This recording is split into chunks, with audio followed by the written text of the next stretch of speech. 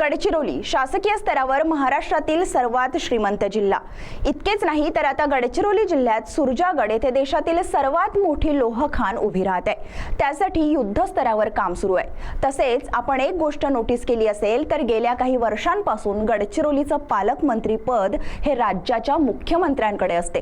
यापूर्वी एकनाथ शिंदे तर आता मुख्यमंत्री देवेंद्र फडणवीस स्वतः या जिल्ह्याचे पालकमंत्री आहेत.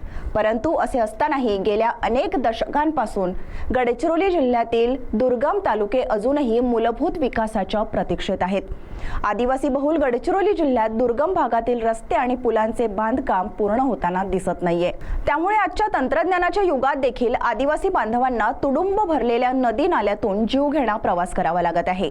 भामरागड तालुक्यातील गुंडेनूर नाल्यावर पुलाचे बांधकाम सुरू आहे. मात्र ते अपूर्ण असल्याने अतिदुर्गम लाहेरी पलीकडील डझनभर गावांना खळखळत्या नाल्यातून जीवघेणा प्रवास करावा लागत आहे. गेल्या 5 दिवसांपासून गडचिरोली जिल्ह्यात पाऊस सुरू असून नदी नाले प्रवाहित झालेले आहेत. शेजारी छत्तीसगड राज्यातही पाऊस सुरू असल्याने छत्तीसगडवरून वाहणाऱ्या इंद्रावती, पामुल गौतम व पर्लकोटा नद्यांच्या पाण्याच्या पातळीत वाढ झाली आहे. पर्लकोटा नदीच्या पुलाला लागून पाणी वाहत आहे. त्यामुळे भामरागड तालुक्याशी संपर्क तुटण्याची भीती व्यक्त करण्यात येत आहे. स्थानिक महसूल, पोलीस व नगरपंचायत सतर्कता बाळगून यंत्रणेला अलर्ट केला आहे.